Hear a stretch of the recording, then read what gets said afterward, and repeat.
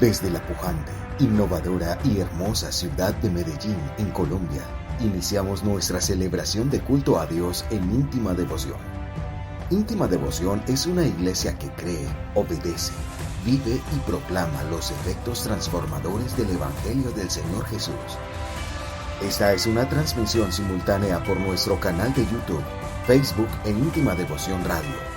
Descarga gratuitamente nuestra aplicación en las tiendas iPhone y Android. Sean todos bienvenidos. Capítulo 2 del libro de Apocalipsis, versículos 18 al 29. Y leo en el nombre del Señor Jesús. Escribe al ángel de la iglesia de Tiatira. Esto dice el Hijo de Dios. Diga, esto dice el Hijo de Dios. El que tiene ojos que resplandecen como llamas de fuego y pies que parecen bronce al rojo vivo. Conozco tus obras, tu amor y tu fe, tu servicio y tu perseverancia, y sé que tus últimas obras son más abundantes que las primeras. Sin embargo, tengo en tu contra que toleras a Jezabel, esa mujer que dice ser profetisa. Con su enseñanza engaña a mis siervos, pues los induce a cometer inmoralidades sexuales y a comer alimentos sacrificados a los ídolos. Le he dado tiempo para que se arrepienta de su inmoralidad, pero no quiere hacerlo. Por eso la voy a postrar en un lecho de dolor, y a los que cometen adulterio con ella los haré sufrir terriblemente, a menos que se arrepientan de lo que aprendieron de ella. A los hijos de esa mujer los heriré de muerte.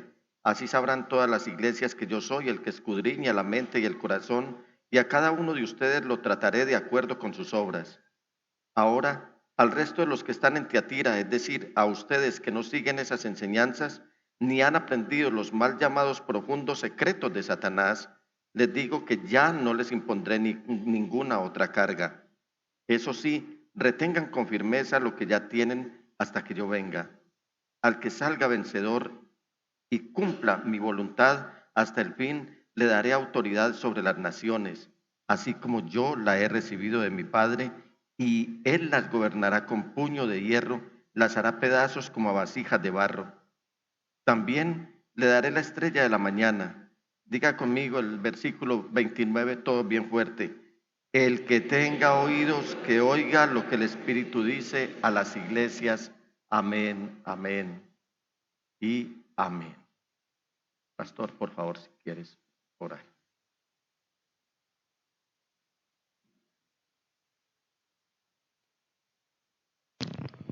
Señor Dios nuestro soberano, qué hermosa es tu palabra y qué verdadera. Sin duda alguna, en este libro de Apocalipsis, cada pastor recibió una carta para él y para la iglesia. Sin embargo, aunque era individual, al finalizar cada porción, dice: el que tenga oídos para oír, que oiga lo que el Espíritu dice a las iglesias. Así que todas las cartas terminaban siendo una necesidad para todos. La de Éfeso era necesaria en Esmirna, la de Éfeso era necesaria en Laodicea, en Tiatira, todas eran necesarias. Hoy nosotros tenemos el privilegio de saber que tu Espíritu durante siglos ha preservado las Sagradas Escrituras y que estas Escrituras son para nosotros también. Hoy nos sentamos delante de ti para tomar el alimento, para comerlo, y te pedimos, ayúdanos a guardarlo, a valorarlo y a vivir por este mensaje. Te adoramos por tu palabra y por tu nombre, y lo hacemos en el precioso nombre de Jesús el Señor. Amén y amén. Amén. Gracias, pastor. Siéntense, por favor, mis amados hermanos. Un mensaje que les quiero compartir lo he titulado La tolerancia. Y quiero antes que nada invitarlos a que me acompañen al año 1965. La mayoría de ustedes no había nacido todavía para ese año. Ese año yo tenía 7 años de edad y estaba cursando el primero de primaria. Fue asombroso. En esa época se entregaban calificaciones cada mes y las calificaciones iban de 1 a 5. El primer mes, cuando entregaron la libreta de calificaciones mía, fui objeto de admiración, de felicitación y hasta de algunos estímulos, no solamente por parte de mi profesora Dora Cardona, sino también por parte de mi familia. Y se quedaban mirando esa libretica en mi casa y decían, 5 en todo. En todo había sacado 5. Fueron pasando los años y ahora nos remitimos al año 1969, cuando estaba cursando el 5º año de primaria. En la ceremonia en la que entregan el diploma del 5º año de primaria, cuando ya se anuncia que vamos al bachillerato, mi familia había invitado o tenía como invitados al alcalde, al médico y algunos concejales del pueblo, porque ese día yo iba a recibir el diploma como la culminación de mi primaria con unas calificaciones excelentes. El asunto es que delante de toda la escuela primaria empiezan a llamar a los de quinto. Mi profesor era don Esteban Alcaraz Escudero. Se terminó el llamado a lista y a Nicolás Ocampo no lo llamaron. Eso fue motivo de expectativa, pero también de vergüenza para mí y para mi familia. Parece que lo que había empezado muy bien en primero de primaria, en quinto ya no lo era tanto. Y aunque ese día me dejaron participar en la ceremonia, no me llamaron y creo que lo hicieron más porque don Esteban Alcaraz, que era un hombre de una familia amiga de Frontino, Antioquia, amiga de mi familia, entonces seguramente por eso la escuela me dejó participar en la ceremonia de graduación. ¿Sabe qué había pasado? Ese año había reprobado matemáticas. Y no voy a culpar a don Esteban Alcaraz Escudero por eso. No voy a culpar a mi profesor.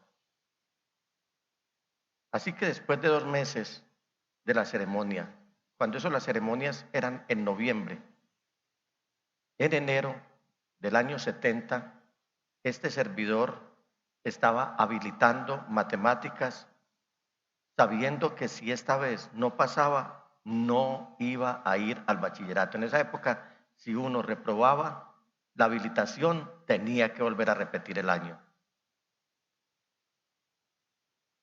Gané, pero pasé con lo justo.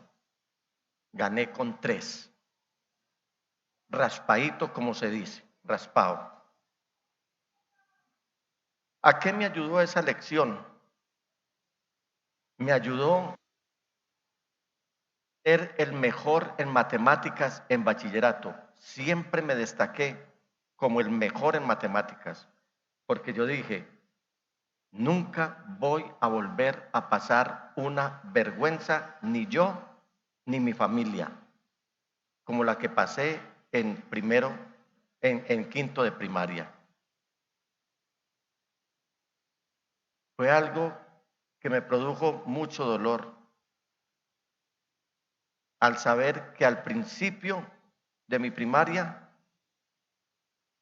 había ganado muchos elogios, pero al final de mi primaria lo que había recibido era críticas y señalamientos, y entonces me veía enfrentado a un desafío, y era superar esa etapa y saber que lo podía hacer. Y no solamente me destaqué en mi estudio, en todas las áreas, sino principalmente en matemáticas. Arranqué con elogios, seguí con críticas y ahora tenía que enfrentar el desafío. En nuestros últimos domingos hemos estado leyendo las cartas de otras iglesias. Hablo de la predicación que les he traído por la misericordia de Dios. Predicación con la que busco que cada uno de ustedes se vuelva menos religioso, pero más santo. Se vuelva menos legalista, pero más consagrado a Dios. Que le pida al Señor visión de lo que está pasando a su alrededor. Estamos en una época en la que es incisiva la intrusión de las tinieblas en el mundo cristiano. Uno oye noticias por doquier en las que pastores están cayendo y con ellos muchas iglesias. Hermanos que hoy no cogen las sagradas escrituras ni siquiera para sacudirles el polvo. Hermanos que hoy no oran. No podemos hacerle el favor a Satanás. No, porque el Señor nos puso a nosotros como iglesia para que se la pongamos difícil a Satanás viviendo en santidad y no poniéndosela fácil, ausentándonos cada día más de la presencia del Señor. En estas cartas hemos visto evaluaciones que podríamos comparar como a esa libreta de notas que se entregaba mensualmente en mi escuela. Jesucristo está en este momento en el proceso de evaluar a cada uno de ustedes, a cada uno de los hijos de su pueblo. Y nos está calificando las tareas y está mirando cómo es que estamos haciendo los exámenes y nos está juzgando nuestras actitudes y está evaluando nuestras intenciones. Jesucristo está en el proceso de enviarle su libreta de notas al liderazgo de la iglesia para que toda la iglesia lo lea. Me pareció fascinante que el análisis más extenso de parte de Jesucristo fue enviado precisamente a la iglesia más pequeña. ¿Sabe cuántos textos leímos hoy? Leímos 10 versículos. Es el mensaje más extenso a la iglesia más pequeña de esas 7 de las que nos habla Apocalipsis, la iglesia de Tiatira. Esta iglesia estaba localizada en un lugar relativamente insignificante para el Imperio Romano. Algo así como Íntima Devoción aquí en Colombia. Estamos en un lugar insignificante, un lugar que es menospreciado inclusive por algunos de la congregación. Eso tan feo, pastor. Ese recoveco donde está la iglesia. Hermanos, yo prefiero que nos salvemos asistiendo a un lugar como estos y no que nos condenemos en un lugar ampliamente elegante y lleno de boato. Al principio, muchos de ustedes, cuando llegamos aquí, son testigos de qué era lo que teníamos, qué fue lo que encontramos. Y aún así, en un vetusto edificio, en una vetusta bodega,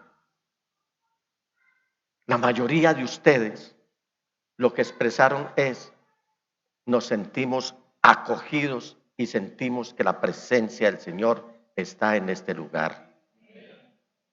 Sin embargo,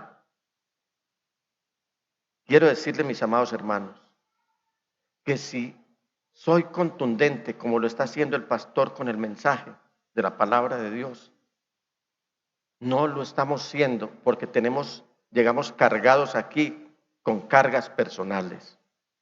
La carga más grande que nosotros venimos llevando, incluidos nuestros miedos y nuestros nervios y nuestros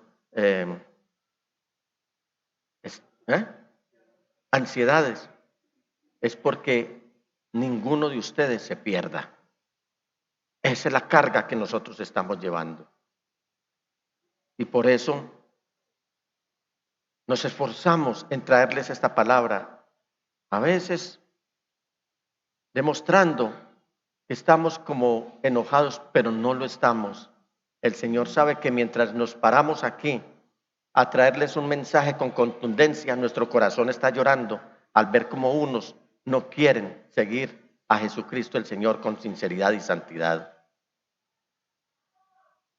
En esta carta a la iglesia de Tiatira que acabamos de leer, encontramos unas verdades tan grandes y tan importantes para nuestra vida, que yo quisiera con todo mi corazón que usted escuchara esta palabra como si fuera la última vez que fuera a escuchar la palabra del Señor aquí en esta tierra.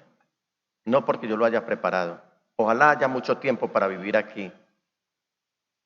Pero cada culto al que venimos y cada mensaje que escuchamos y cada texto que leemos, ojalá usted le diera la suprema importancia para que usted, para que usted entienda de que si el Señor llega en este momento, nos fuimos alimentados con las verdades eternas que nos trae la palabra de Dios. Las palabras de Cristo Jesús en esta carta también van a rescatar a la iglesia de la religiosidad que está quitándole su vitalidad y su consagración. Es vergonzoso saber, mis hermanos, que hoy mucha gente se está cubriendo con el manto de la religiosidad para aparentar la santidad, tratando de engañar a Dios y tratando de engañarse a ellos mismos. Este no es el tiempo de vivir religiosamente. Este es el tiempo de vivir en santidad, sin la cual nadie verá al Señor. En el versículo 18 de este capítulo 2, miren lo que dice el Señor. Escribe al ángel de la iglesia en Tiatira. Esto dice el Hijo de Dios, el que tiene ojos que resplandecen como llamas de fuego y pies que parecen bronce al rojo vivo. No sé si estas descripciones son para usted en esta mañana reconfortantes o atemorizantes. Cuando yo me arrodillo delante del Dios Todopoderoso,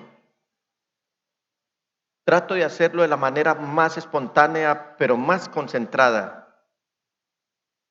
Y cuando empiezo a adorar al Rey de Reyes, a mi Señor Jesús, sin perder el rumbo de mi oración y de mi adoración, empiezo a hacer que pasen por mi memoria personajes como el presidente Joe Biden, y le digo al Señor Jesús, tú eres superior a él. O como Putin, tú eres superior a él. O como Bill Gates, tú eres superior a él.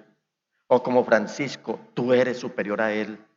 O como cualquier magnate de la tierra, tú eres superior, porque tú eres el amo de los amos, el Señor de los señores, el Rey de reyes, el que vive para siempre. Alabado sea su santo nombre. Aquí estamos viendo, mis amados hermanos, que los pies del Señor son de bronce, pero que están rojos por el fuego del horno. Esta iglesia en Tiatira no estaba dispuesta, se había llenado de conformismo y no estaba dispuesta a disciplinar a sus miembros que vivían en pecado y no se arrepentían. Por eso Jesucristo les dice, vengo con ojos que resplandecen como llama de fuego. Es decir, vengo con ojos santos que pueden ver todo lo que ustedes están haciendo. Y con pies al rojo vivo, es decir, lo que nos hace una referencia aquí las Sagradas Escrituras es a su juicio divino. Si nos vamos un momento al capítulo 1 de Apocalipsis, al versículo 10, hasta el 18, mire lo que encontramos. En el día del Señor, o sea, ¿cuándo? El domingo. El domingo. En el día del Señor vino sobre mí el Espíritu, dice el apóstol Juan, y oí detrás de mí una voz fuerte como de trompeta, que decía: escribe en un libro lo que veas y envíalo a las 7 iglesias, a Éfeso, a Esmirna, a Pérgamo, a Tiatira, a Sardis, a Filadelfia y a la Odisea. Me volví para ver de quién era la voz que me hablaba, y al volverme vi 7 candelabros de oro. En medio de los 7 candelabros estaba alguien semejante al Hijo del Hombre, vestido con una túnica que le llegaba hasta los pies y ceñido con una banda de oro a la altura del pecho. Su cabellera lucía blanca como la lana, como la nieve, y sus ojos resplandecían como llama de fuego. Sus pies parecían bronce al rojo vivo en un horno, y su voz era tan fuerte como el estruendo de una catarata. En su mano derecha tenía 7 estrellas, y de su boca salía una aguda espada de 2 filos. Su rostro era como el sol cuando brilla en todo su esplendor. Y dice Juan: al verlo, caí a sus pies como muerto, pero él, poniendo su mano derecha sobre mí, me dijo: no tengas miedo, yo soy el primero y el último y el que vive. Estuve muerto, pero ahora vivo por los siglos de los siglos, y tengo las llaves de la muerte y del infierno. ¿Recuerdan cómo empecé yo la primaria con elogios? Vamos a ver uno, el elogio. Versículo 19. Estas son palabras del Señor Jesús. Conozco tus obras, tu amor y tu fe, tu servicio y tu perseverancia. Sé que tus últimas obras son más abundantes que las primeras.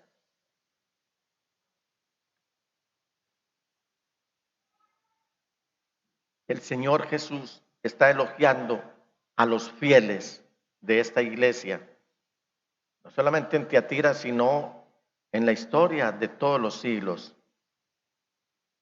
Y nos está elogiando, si es que estamos procediendo así, por 6 características. La primera es las obras o el trabajo.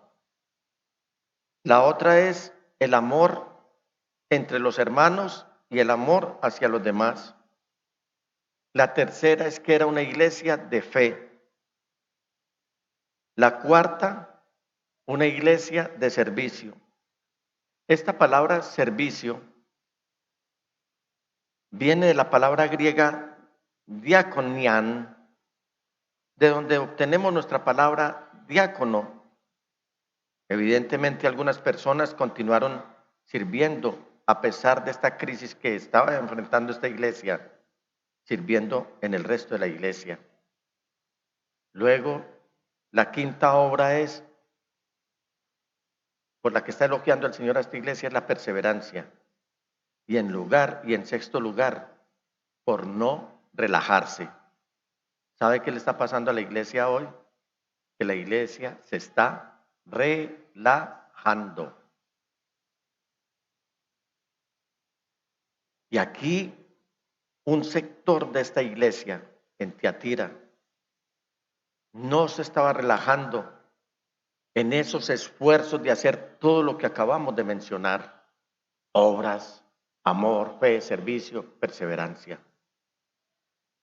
Ellos seguían superándose, esforzándose, luchando y mejorando lo que habían hecho al principio.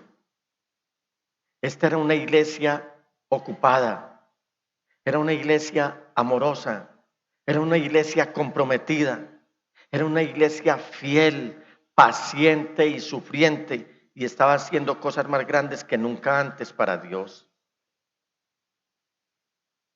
Yo quiero llamar la atención a los que no están sirviendo para que miren a ver a qué se van a dedicar en la obra del Señor. Hoy El sistema nos está aprisionando tanto con tantas cosas que hoy hay muchos cristianos que dicen, ay, me cogió el día, pero estoy muy cansado, me ocupé todo el día, no planifiqué, entonces no voy a la iglesia hoy. Escuchen bien, no estamos muy lejos de que no solamente no nos volvamos a poder reunir, sino a que nos dejen sin templos. No estamos muy lejos. Acuérdense que esto se les advertía de parte de Dios antes de pandemia, cuando ni siquiera el más sabio de los sabios en este mundo sabía lo que le iba a venir al mundo. Y veíamos como tan remoto eso que no nos pudiéramos reunir. Pero va a llegar un momento también en el que el sistema va a bloquear las redes sociales para que nosotros no traigamos la palabra de Dios. Aquí el asunto es contra Cristo Jesús. Y por eso les dije, hermanos, no podemos facilitársela al enemigo. ¿En qué está sirviendo usted? Pero además, ¿de qué manera está sirviendo usted? ¿Está sirviendo de una manera humillante? Es que los pastores me necesitan y ellos dependen de mí. Mire, la iglesia no es de nosotros. Maldígame Dios si esto llegara a pasar por nuestros pensamientos. La iglesia, usted y yo, pertenecemos al Cordero que fue inmolado y entregó su vida en la cruz del Calvario por amor a usted y por amor a mí. Así que cualquier servicio que usted preste en la iglesia lo está prestando al Señor y no a nosotros. Alabado sea el Señor. Hay unas estadísticas escalofriantes, mis amados hermanos, de las cuales me ocupé, o por lo menos de alguna. Por ejemplo, en la iglesia, y tomo como referencia la iglesia de los Estados Unidos, donde en su momento el otrora faro para todas las naciones, que desplegaba misioneros a diestra y siniestra, pastores capacitados, gente santa, gente que no le importaba ofrendar su vida ni la de su familia con tal de ir a América Latina y al resto del mundo a llevar la luz del evangelio. ¿Y sabe qué está pasando hoy? Que la iglesia en los Estados Unidos tiene 12 años buenos, entre comillas, y luego empieza a desplazarse poco a poco a la indiferencia, a la apatía espiritual, al abandono.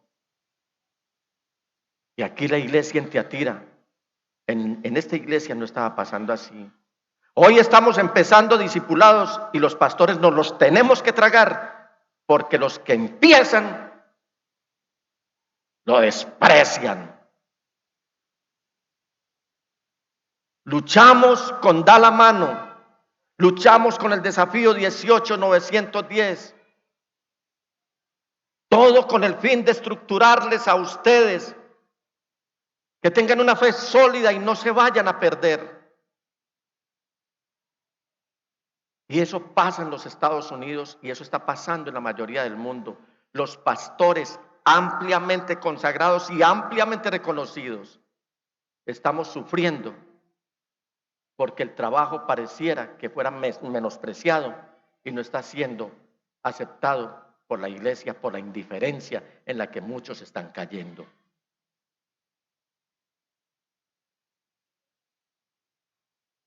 ¿Usted sabía que nosotros los pastores somos los que le tenemos que dar cuentas a Dios de usted?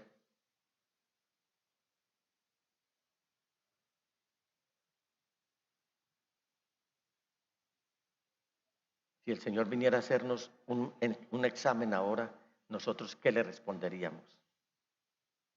Si así como le llegó esta carta a la iglesia de Tiatira, nos llegará ahora una carta contundente en la que se nos dice, se necesita que me llene estos requisitos, ¿nosotros qué llenaríamos ahí? Y esta carta viene de parte de Dios. Y esta iglesia fue elogiada por el Señor Jesús, pero llegó la crítica. Sin embargo, mire estas palabras tan contundentes. Tengo en tu contra que toleras a Jezabel, esa mujer que dice ser profetisa, con su enseñanza engaña a mis siervos, pues los induce a cometer inmoralidades sexuales y a comer alimentos sacrificados a los ídolos. Hoy no tenemos alimentos sacrificados a los ídolos seguramente, pero hoy estamos dedicados más a la idolatría de lo que usted piensa, porque estamos haciendo de todo lo que está en nuestro entorno un ídolo y estamos abandonando al Dios verdadero. Es posible que esta iglesia en Tiatira haya tenido más dificultades en resistir esta tentación que cualquier otra que ha sido mencionada hasta ahora, es decir, la iglesia de Éfeso, la iglesia de Esmirna y la iglesia de Pérgamo, las que hemos leído hasta ahora, las que hemos estudiado hasta ahora. ¿Sabe cuál es la principal amenaza que enfrenta la iglesia? No es ni siquiera la persecución política, no es ni siquiera la escasez económica. La amenaza más contundente, más mortal que pueda enfrentar o resistir una iglesia es la amenaza espiritual infernal. Esa que no se ve, pero que está en el ambiente, adormeciendo a la gente, aperezando a la gente, alejándolos de la presencia del Señor, haciéndolos fríos. Hay registros históricos que nos hacen saber que esta ciudad, la ciudad de Tiatira, era un centro de comercio. Y como era un centro de comercio, entonces todos estaban sindicalizados o todos estaban, se habían vuelto gremios. Había mucho sindicato. Había gremios de los que trabajaban la lana. Aquí hay una institución como el Seguro Social, que tiene tanto sindicatos como trabajadores. Está el IMPEC, que entonces si los gobiernos arreglan con un sindicato, entonces no pueden arreglar con los otros. Eran manipuladores políticos y sociales, y eso estaba pasando en Tiatira. Entonces había gremios de los que trabajaban la lana, el lino. Había gremios de los que trabajaban la ropa y los textiles. Había gremios de curtidores de cuero, entiéndase. Había gremios de alfareros, había gremios de artesanos e incluso también un gremio para aquellos que tenían la tela. Todos estaban en sindicatos, todos estaban en gremios. ¿Y sabe qué pasó con todo esto? Esto generó un gran problema para la iglesia en Tiatira. El problema era que cada gremio tenía un dios o una diosa que decían, este dios es el que protege mi negocio o mi empresa. Se hicieron a tantos dioses como había también sindicatos. Entonces, ¿qué pasaba? Lo que está pasando hoy. Si su negocio prosperaba, era su Dios a quien le rendían los cultos. Le rendían los créditos. Es que mi negocio es por esto. Mi negocio ha progresado es porque esto. Yo fui sanado por el remedio que me tomé y nunca porque fue Dios quien me sanó. Los que me llamaron a preguntar cómo seguía mi estado de salud, la respuesta mía, y ustedes son testigos, que les dije, la benéfica mano de Dios estuvo sobre mí. Hubo otras cosas accesorias, pero si no es por la benéfica mano y sanadora mano del Señor Jesús, yo no estaría aquí hoy. Y estamos siempre atribuyéndole a ídolos, a cosas, nuestros logros. Pero si el negocio sufría, entonces era a ese Dios a quien buscaban, al Dios que ellos mismos habían escogido. Y no es muy distinto a hoy en día, donde ciertas ciudades y ciertos oficios tienen un santo o una virgen protectora. Eso se ve hoy. Yo no les estoy hablando cosas que ustedes no conozcan. Y lo más común era traer sacerdotisas y participar en ceremonias inmorales bajo el pretexto de honrar a su Dios. Eso era lo que hacían en estos gremios. Si una persona quería avanzar o permanecer en un negocio, tenía que pertenecer a ese gremio, lo que obviamente generó que los cristianos se preguntaran, ¿y ahora nosotros qué vamos a hacer? ¿Sabe que a nosotros el sistema nos va a estrechar en estos días? Y entonces nosotros vamos a decir, ¿y ahora qué vamos a hacer? O pagamos un precio siguiendo al Señor Jesús, o nos afiliamos a los partidos políticos, a las ideologías, para pasar de agache y bregar a ver cómo salvamos nuestro pellejo y el de nuestra familia. No crean ustedes que porque viene tal o cual gobernante este país se va a componer. No crean eso. Hoy tenemos hermanos que suben 1000 láminas de los candidatos opositores a Dios, los dos. Y no se ve una sola lámina con un texto bíblico. A mí me da vergüenza de Dios. ¿A dónde hemos caído tan ruin y tan bajo? Ningún político va a solucionar tu problema. O te humillas delante de Dios o vas a pagar un precio. Una cosa es trabajar duro para nuestra profesión, trabajar duro por salir adelante. Otra es adorar nuestra profesión. Tenemos que trabajar duro, sí, pero otra cosa es hacer de nuestra profesión un Dios. Seamos cuidadosos, queridos hermanos, de no volvernos trabajadores compulsivos, dándole a nuestro trabajo una prioridad que no le corresponde y así convirtiéndose en un ídolo en nuestras vidas. Que no nos volvamos laboradictos. Voy a bajar esta octava en la que venía hablando. Pero volviendo al caso de estos creyentes en Tiatira, ellos estaban preguntándose, ¿puede un cristiano participar estas fiestas o en estas fiestas idólatras e inmorales y realmente ser cristiano? ¿Usted qué me contesta? ¿Puede un cristiano participar de la idolatría y ser un verdadero cristiano? Contesten bien fuerte. No. Evidentemente, allí en Tiatira había una mujer muy influyente en la iglesia que decía que sí se podía hacer eso, que se podía participar de la idolatría y que se podía seguir siendo cristiano. Ella enseñaba que uno podía hacer todas esas cosas y aún así ser un buen cristiano. En Apocalipsis 2:20, ahí donde leímos, ¿sabe cómo llama ese Señor? ¿Cómo llama el Señor a esa mujer? El Señor Jesús sabe cómo llama a esa mujer. La llama Jezabel.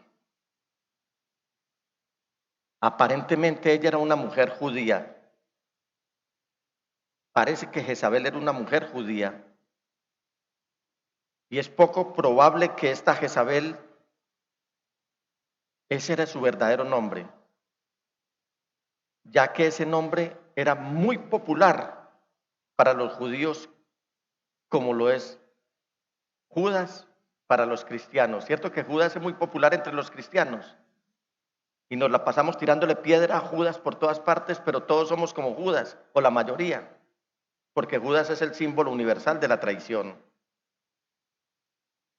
Y entonces, lo más probable es que el Señor está hablando figurativamente al llamarla Jezabel, ya que en esta iglesia de Tiatira, esta mujer estaba haciendo lo mismo que la reina Jezabel había hecho en Israel siglos atrás.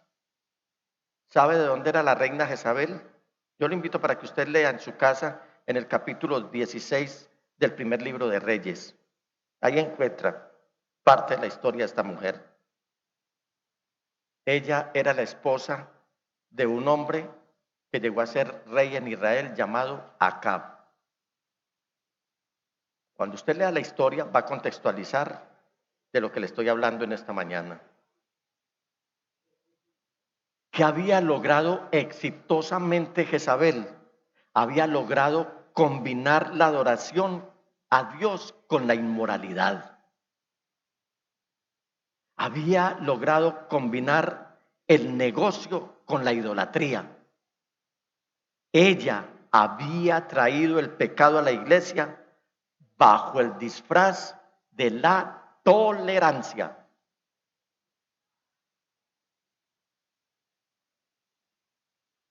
Pastor, pero es que eso no tiene nada de raro. Mire que todo el mundo lo está haciendo. Pastor, que haya gente en adulterio en la iglesia, ¿qué tiene eso de raro? Pero si es que el adulterio ya es una norma social común.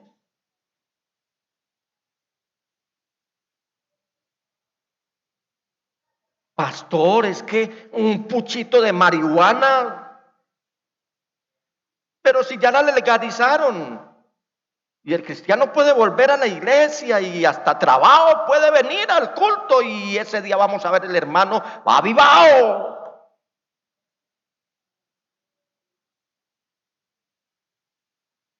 Pastor, es que eso de robarle los diezmos al Señor no le quita a uno la santidad.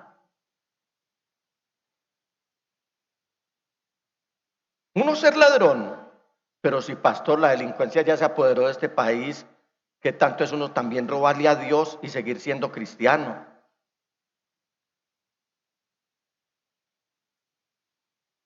Jesucristo le dijo a la iglesia en Tiatira: tengo algo en contra tuyo. Pensemos por un instante si el Señor nos dice en esta mañana que tiene algo en contra nuestra. Cierre sus ojitos 5 segundos y escuche si el Señor le dice: tengo algo en tu contra. ¿Qué pasaría?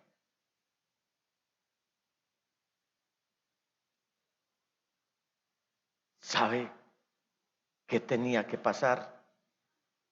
Que ellos tenían que arrepentirse de su tolerancia y juzgar el pecado y al pecador no arrepentido en la iglesia. Ellos tenían que encargarse de juzgar a Jezabel. De hecho, podemos ver un paralelismo entre el fuego que Dios manda desde el cielo para juzgar a los profetas de Baal. Usted encuentra esa historia en el libro de Reyes. ¿Sabe quién era Baal? Uno de los 4 dioses que Jezabel había traído desde lo que hoy es el Líbano, lo había metido en Israel. Baal. Y la historia cuando el desafío que Elías, el profeta de Dios, el hombre de Dios, hace a los profetas de ese Baal que eran israelitas y que ya habían entregado todo por la influencia perversa y tenebrosa que Jezabel había traído, con la cual había contaminado al pueblo de Israel y había hecho que Dios se enojara con su escogido. Si usted piensa en el Dios Babel y piensa en que los ojos y los pies de Cristo Jesús son como llama de fuego, se podrá dar cuenta que se puede volver a dar, que Dios responda con fuego, pero para consumir a los perversos de su pueblo. Vamos a mirar 6 consecuencias que resultan de negarse a tratar con el pecado. Porque, iglesia, le voy a rogar el favor, permítame ahora mostrarle el peligro con el que se estaba enfrentando esta iglesia de Tiatira y toda la iglesia al día de hoy, que se niega a actuar con la autoridad dada por Cristo y remover la inmoralidad, la idolatría y el pecado de la iglesia. Vamos a notar 6 peligros o consecuencias. Lo primero, no había disciplina. La iglesia aumenta el engaño del pecado en la mente del pecador. Todo el tiempo tranquilo, no te preocupes. Ven, por favor, sigue viviendo ahí como vas. No te preocupes. Hazlo, que así te está quedando muy lindo, con tal de que vengas a la iglesia y traigas tus diezmos. Tranquilo, todo se vale. En otras palabras, si el pecado nunca es señalado y juzgado, el pecador puede creer que está haciendo las cosas bien. Ella se dice ser profetisa, dice la palabra del Señor. En otras palabras, ella dice, afirma y quizás cree que ella está hablando de parte de Dios. Yo les advierto, hermanos, no todo el que está hablando de parte de Dios es porque Dios está de su parte. Ella estaba aparentemente, mire que se llama profetisa, ella estaba hablando aparentemente de parte de Dios, pero realmente estaba hablando, era la mentira de Satanás. Ella no está hablando la palabra fiel de Dios, no está hablando la palabra conforme está en las Sagradas Escrituras. Y cada uno de los seguidores que estaban detrás de ella Cada persona que habla con ella cree que ella es una mujer entendida. Esto es lo cierto de Jezabel. Pastores, que mire, ese pastor para mí es tan importante, habla tan bonito, pero lo acaban de poner preso por inmoralidad sexual y por abuso de niños en los Estados Unidos. ¿Ustedes sí creen que estaba hablando la verdad de Dios?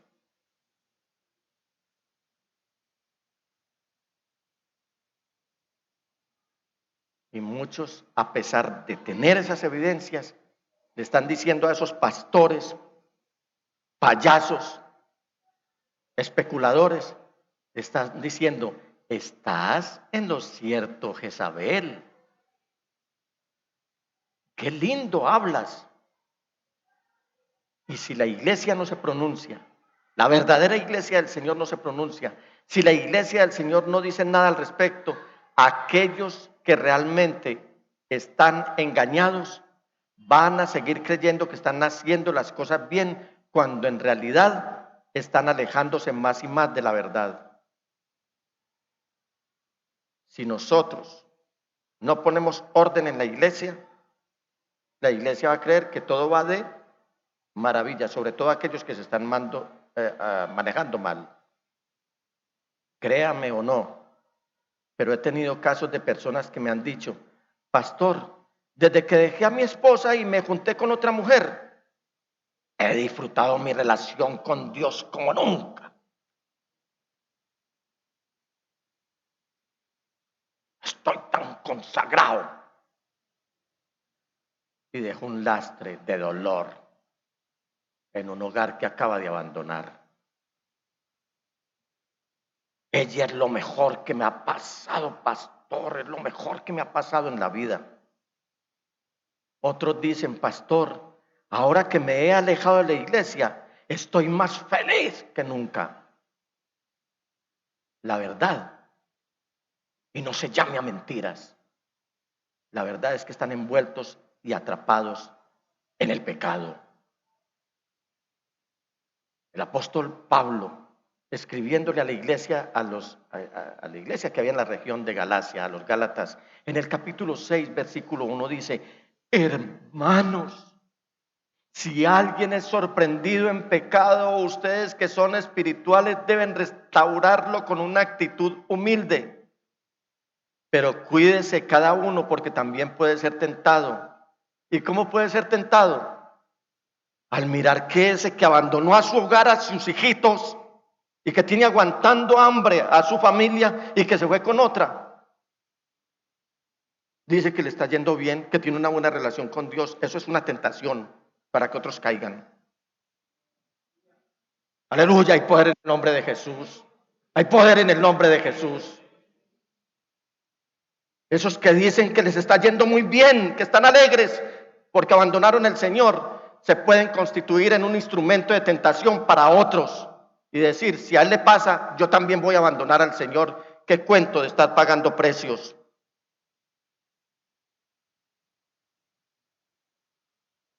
Lo mejor que un creyente verdadero en Cristo Jesús puede hacer por esa persona no es ignorar su pecado, sino advertirle de su error. Otra consecuencia es negarnos a desenmascarar la falsa enseñanza. Por estos días hay una ola de comentarios en contra de los pastores en íntima devoción, que porque nos estamos enloqueciendo y nos estamos volviendo fanáticos, porque estamos defendiendo la verdad de Dios y hemos decidido, si es posible, pagar con nuestras propias vidas, ser centinelas de la palabra de Dios. Y esto les garantiza a ustedes que les está llegando una palabra pura, una palabra que viene del cielo. Alabado sea el Señor. La segunda consecuencia de negarse a juzgar a Jezabel es que la iglesia estaba proveyendo una audiencia para la falsa doctrina. Estaba creciendo la iglesia, pero porque había una falsa doctrina. ¿Qué indica eso? Que Jezabel había quitado, ese pastor que había recibido la carta de Jesucristo, lo había quitado del altar y el pastor se había dejado influenciar y ahora tenía a Jezabel hablando el mensaje desde el púlpito, enseñándoles que era lo mismo ser pagano, idólatra y pecador, y que se podía ser cristiano a la vez. Pastores que están negociando el púlpito porque llegan personas pudientes económicamente a hablar cualquier cantidad de blasfemias y de barbaridades, irresponsablemente actuando para llevar a la iglesia a una segura condenación. Otra consecuencia, la permisividad. Vemos que esta iglesia permitió que un pecador no arrepentido influenciara y promoviera el pecado en las vidas de otros. Nuestro Señor dice en Apocalipsis, nuestro Señor Jesús, ahí en 2:20, que Jezabel estaba seduciendo a sus siervos. ¿Aló? ¿Qué estaba haciendo Jezabel? Seduciendo a sus siervos. ¿Usted puede imaginarse un pecado más grande que este? ¿Puede imaginarse la ira de Dios para con el hombre o la mujer que se levanta en la iglesia o en un ministerio y descarría al rebaño?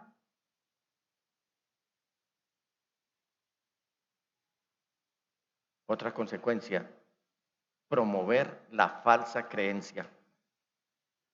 En cuarto lugar, esta iglesia terminó ayudando a que el pecador creyera que había logrado evitar las consecuencias del pecado.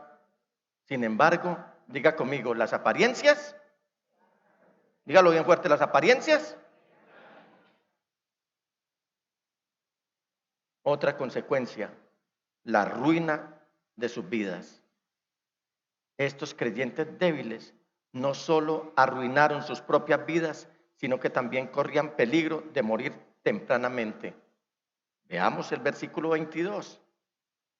Por eso la voy a postrar en un lecho de dolor, y a los que cometen adulterio con ella los haré sufrir terriblemente, a menos que se arrepientan de lo que aprendieron de ella.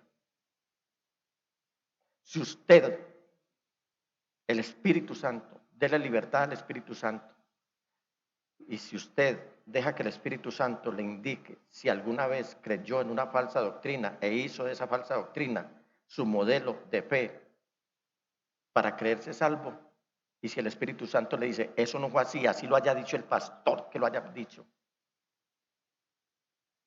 es tiempo de que se arrepienta antes de que llegue la postración en el lecho del dolor.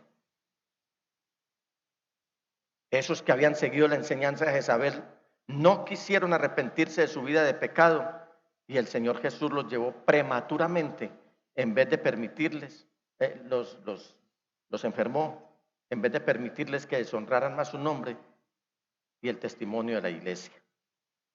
Los quitó mejor, porque cuando yo me cierro a que el Señor me corrija, entonces Él viene y toma el mando, pero Él no deja mancillar su santa palabra. La otra consecuencia y última, provocar el disgusto de Dios. ¿Cuántos quieren disgustar a Dios en esta mañana? Levántense y digan, yo quiero disgustar a Dios en esta mañana. Esta consecuencia de tolerar a Jezabel fue que esta iglesia se convirtió en un ejemplo de una iglesia que desagrada a Dios. Solo pensar esto, mis amados hermanos, debería desanimarnos de querer tolerar el pecado en la iglesia. No sintamos ánimo para tolerar nada en la iglesia. Jesucristo nos está diciendo, se lo dijo a ellos y nos dice a nosotros en el versículo 23 del capítulo 2 de Apocalipsis, a los hijos de esa mujer, es decir, a los que siguieron pregonando su mentira, los heriré de muerte. Así sabrán todas las iglesias, incluida íntima devoción, que yo soy el que escudriña la mente y el corazón, y a cada uno de ustedes lo trataré de acuerdo con sus obras. Imagínense esta iglesia al pensar que esa sería la nueva reputación que iba a tener. Lo que Dios estaba diciendo acerca de ella. ¿No les parecía a usted muy lindo? Yo le ruego a los hermanos que por favor se me queden quietecitos.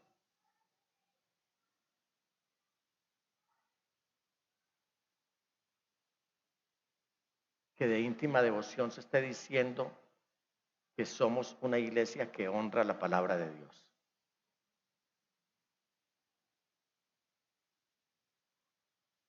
Eso ya sería una garantía para que muchos digan, sin importar el lugar donde estén ubicados, sé que me van a enseñar la palabra de Dios.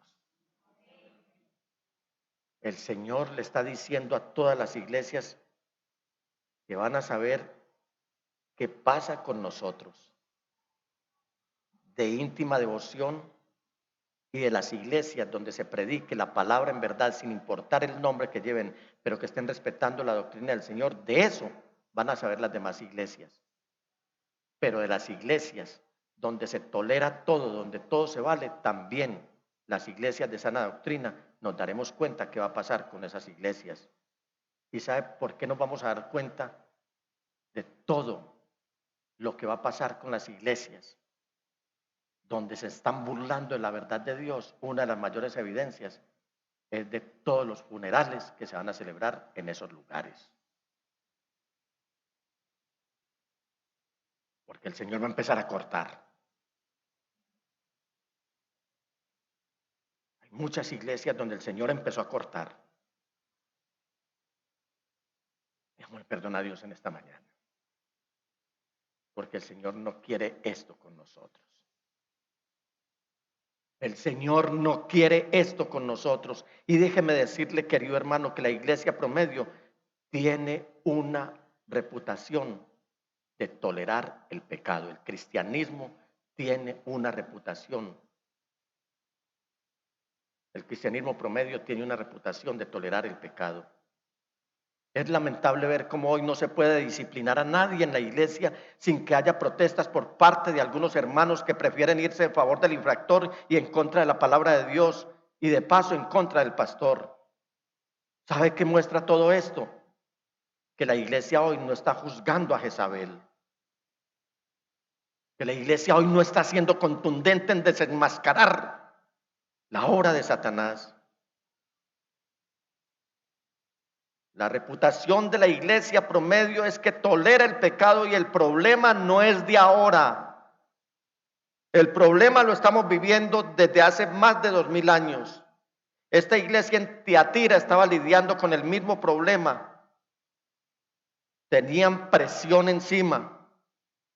Su sustento estaba en juego. ¿Tenemos presión encima, sí o no? ¿El sustento está en juego, sí o no? Pero había una mujer adinerada, había una mujer influyente, había una mujer que ostentaba, era una mujer que era hábil enseñando y con una apariencia de conocimiento parecía tener la respuesta a todo. A todas esas, el Señor quiere desafiarnos en esta mañana. El desafío de Cristo Jesús a la iglesia en Tiatira ahora, como de costumbre, lo está haciendo el Señor y termina esta carta desafiándonos a los creyentes en Tiatira y a nosotros también. Cristo Jesús tiene unas maravillosas palabras para aquellos que se decidieron arrepentirse de haber seguido las enseñanzas de esta mujer. En Apocalipsis 2, 26 y 27 dice: al que salga vencedor y cumpla mi voluntad hasta el fin, le daré autoridad sobre las naciones, así como yo la he recibido de mi Padre, y él las gobernará con puño de hierro, las hará pedazos como a vasija de barro.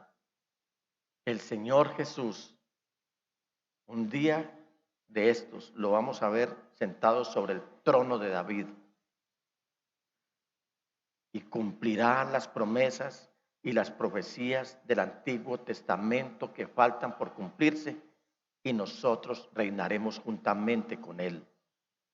No es coincidencia que Jesucristo está animando a la iglesia, a usted y a mí en esta mañana, a juzgar el pecado en la iglesia, a no tolerar el pecado en la iglesia. Y no solamente aquí, sino en otros lugares donde es evidente la enseñanza perversa, fatídica, en la que se tuerce sin ningún escrúpulo la verdadera y limpia palabra de Dios. Si nosotros nos manejamos bien con el Señor, vamos a reinar con Él. Y no solamente vamos a reinar con Él, sino que algún día vamos a juzgar a las naciones. En el Salmo 2 dice la palabra del Señor: ¿por qué se sublevan las naciones y en vano conspiran los pueblos? Los reyes de la tierra se rebelan, los gobernantes se confabulan contra el Señor y contra su ungido. Y dicen: hagamos pedazos sus cadenas, librémonos de su yugo. El Rey de los cielos se ríe, el Señor se burla de ellos. En su enojo los reprende, en su furor los intimida y dice: he establecido a mi Rey sobre Sión, mi santo monte, y proclamaré el decreto del Señor. Tú eres mi hijo, me ha dicho, hoy mismo te he engendrado. Pídeme y como herencia te daré o te entregaré las naciones. Tuyos serán los confines de la tierra, las gobernarás con puño de hierro, las harás pedazos como a vasijas de barro. Ustedes los reyes sean prudentes, déjense enseñar, gobernantes de la tierra, sirvan al Señor con temor, con temblor, rindan de alabanza, bésenle los pies, no sea que se enoje y sean ustedes destruidos en el camino, pues su ira se inflama de repente. Dichosos los que en el Señor Jesús buscan refugio. Este énfasis lo hago yo. Finalmente, en Apocalipsis 2:28 vemos una última promesa de Jesucristo que dice: también le daré la estrella de la mañana. Esta no puede ser otra cosa sino la promesa de la presencia de Jesucristo. Esa es la que vale. ¿Para qué más? Y más adelante en el capítulo 22 de este libro de Apocalipsis, versículo 16, Jesucristo se llama a sí mismo la estrella resplandeciente de la mañana. O sea que tenemos la garantía de la presencia del Señor todo el tiempo, no solamente ahora, sino por toda la eternidad. Dice: yo, Jesús, he enviado a mi ángel para darles a ustedes testimonio de estas cosas que conciernen a las iglesias. Yo soy la raíz y la descendencia de David, la brillante estrella de la mañana. Cuando Marlene y yo éramos novios,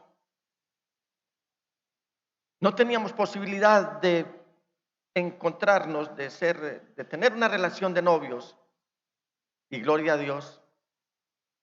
Entonces nos escribíamos carticas, ¿sí o no? Y notas. Ese era el WhatsApp de la época, y ella me tiraba la notica del balcón de su casa. Y yo trataba de hacerle llegar también otra nota. Pero ¿sabe qué pasó? Que con el tiempo me di cuenta que era mucho más valioso estar con ella que querer tener sus cartas.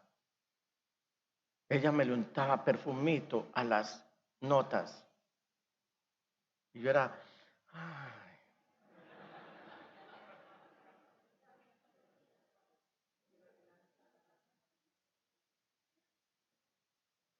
¿Qué es preferible, hermanos? ¿Seguir la relación de amor por medio de cartas o estar con la persona amada? Era mucho mejor y ha sido mucho mejor estar con ella, a pesar de que me regañe, a pesar de que me critique, a pesar de que me eche de la cama, pero para el rincón.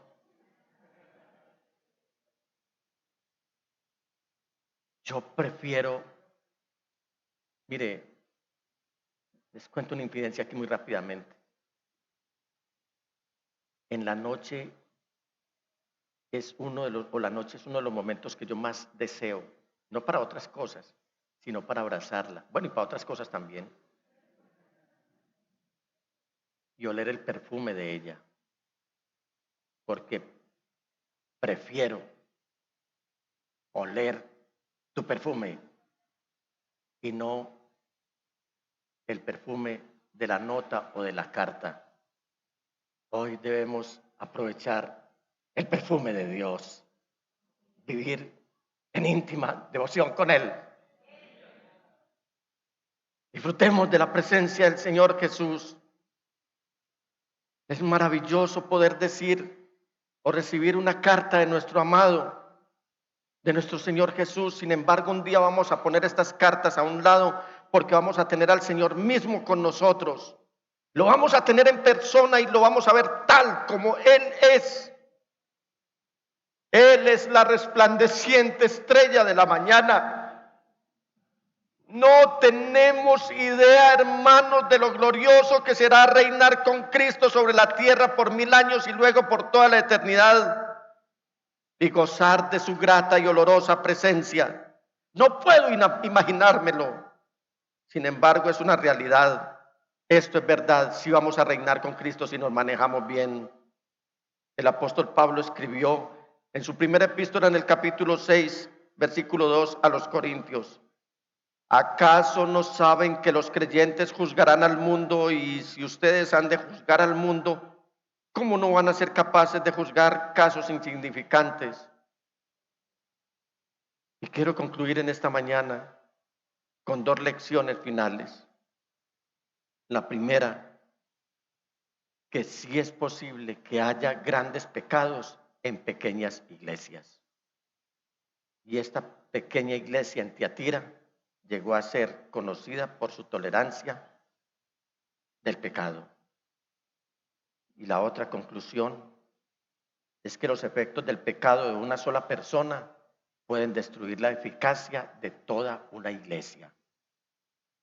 Si me corto un dedo, Dios me libre, y no lo trato adecuadamente, si ignoro ese problema, podría terminar costándome la vida. Mucha gente le empezó un uñerito, se infectó, amputación de una extremidad, amputación de la otra, se murieron por no haber tratado a tiempo con el asunto que parecía mínimo. Nosotros como iglesia somos el cuerpo de Cristo.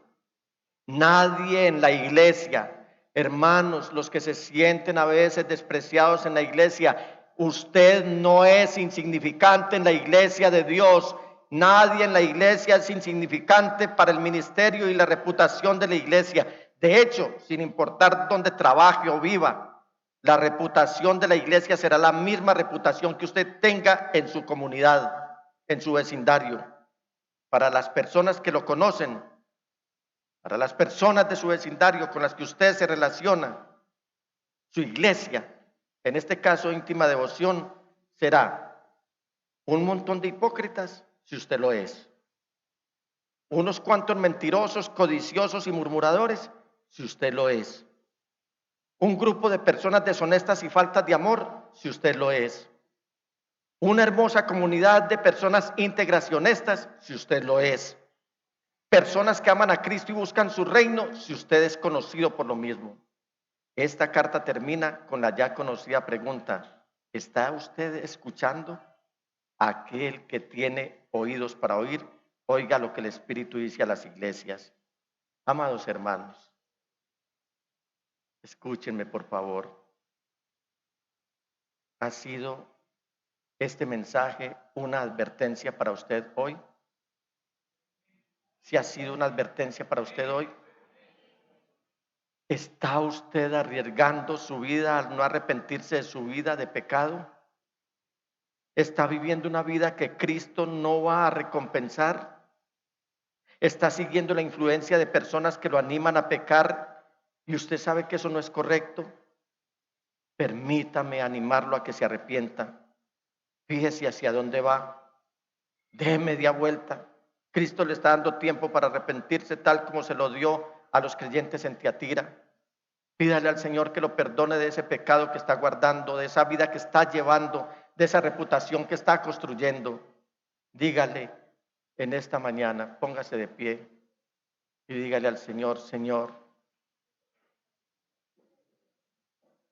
vamos a condolernos, vamos a ser sensibles en esta mañana y le decimos al Señor: Señor Jesús, tengo oídos para oír. Perdóname por alejarme y estar en pecado. Me arrepiento de ese pecado y te pido que me limpies. Padre, Padre Celestial, vivimos en una cultura sumergida en el pecado. Ayúdame a decir no a la inmoralidad, a no seguir la corriente, a no hacer lo que la mayoría hace y dice, aunque pueda significar que perdamos un ascenso laboral o un contrato de empresa o un trabajo, aunque se burlen de nosotros o nos insulten. Es mejor que enfrentemos el enojo del mundo y no el enojo tuyo, Señor. Prefiero ser ridiculizado por el mundo que ser rechazado por ti. Prefiero perder amigos a no tener tu amistad. Ayúdame a retener mi testimonio y a no tolerar el pecado, sabiendo que un día reinaré y juzgaré las naciones juntamente contigo. Ayúdame a mantenerme firme en tu verdad y ayúdame a hablar la verdad en amor, ofreciendo compañerismo a aquellos que se arrepienten. Al Padre Celestial, en el nombre de Jesús, oro por el poder del Espíritu Santo. Amén, amén, amén. Gracias, hermano.